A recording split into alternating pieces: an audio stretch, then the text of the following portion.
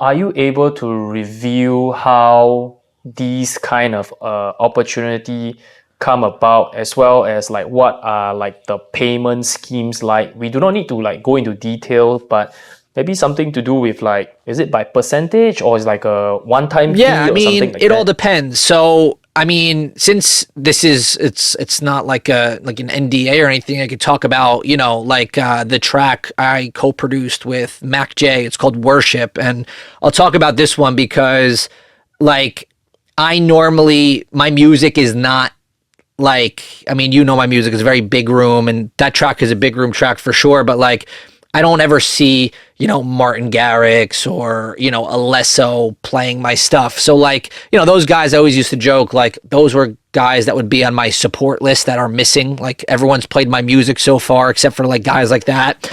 And it was funny because at Tomorrowland, I believe 2 years ago, Alesso and Garrix did a back-to-back, and they played Worship, MAKJ's track, and like I was like, oh man, I finally got supported by these guys. Like something I produced, they've played, which was awesome. But a lot of these opportunities, like that track Worship, have came through either relationships I've made with like a MAKJ who brought it to me and was like, yo, I just need help finishing it or mastering it or engineering it, whatever it may be. Or like just somebody, like word of mouth has been really big for me. Like a lot of my students and a lot of my stuff has been coming from like, oh, if you want this done, you should go to this guy because he's the guy to do it. Like I've kind of been like taking the role as like the quote unquote, the finisher, right? So I'll finish a lot of music. And the way it works is basically before you engage in anything, I'll always say, get something like in writing done. So whether it's I'll take a fee and no points on it or percentages, or I want a fee and maybe 5 points or something like that. It's all dependent on what you feel comfortable with, especially like for records that are like sampling other records, right? There's really no money to be made in that because all of the publishing is going to go to the original artist. So recently I just worked on a song where they sampled a big record. And I came back and he was like, well, what do you want? I'll give you, I'm making up numbers here, but let's say I'll give you $500 and like 10 points on the record, but it's going to be with a huge artist, like a huge pop artist. Okay, that sounds good, but guess what? You're not going to make any money on it because you sampled a record. But if you replay the sample, then there's money to be made, right? Like there's a little bit of money to be made because now you can make money on the master and all this other stuff. So what's the difference between sampling and replaying? Sampling is someone's intellectual work, right? So technically, they're the writer. It's their composition, because the minute you go in the studio and you write something and you make something, you own 100% of the copyright. So if you sample something, that artist will receive 100% of the copyright in most cases, unless you clear a sample, right? So you take a look at like that A-Craze record, Do It To It, right? Bounce with it, drop with it. He sampled that one, right? He sampled the vocal. That's, and I think he sampled the synth line, the dun, dun, dun, dun, or maybe he replayed it in the final one. I'm not sure.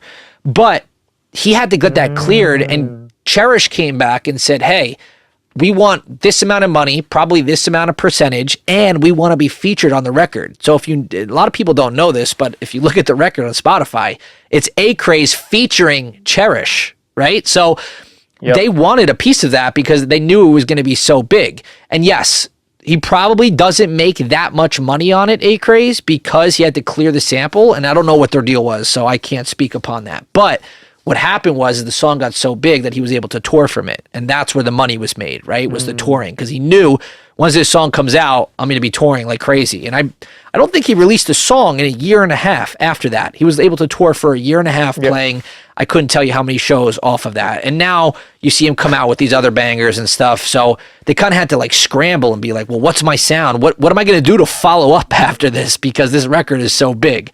But if you replay the sample, like for example, my new track Insomnia that just recently came out, you can get what's called a mechanical license, right? Where you still have to credit the original people because it's their writing, it's their chord progression, everything is theirs, but you only have to give them some of the royalties, right? So whether it's just on the publishing side or just on the master or a little percentage of both, and you could release it under your name, because it's like if some cover band went to a bar and just started, you know, covering a Michael Jackson song, and they would record it, wanted to release it. That's totally fine. Or if you take a look at country music, right?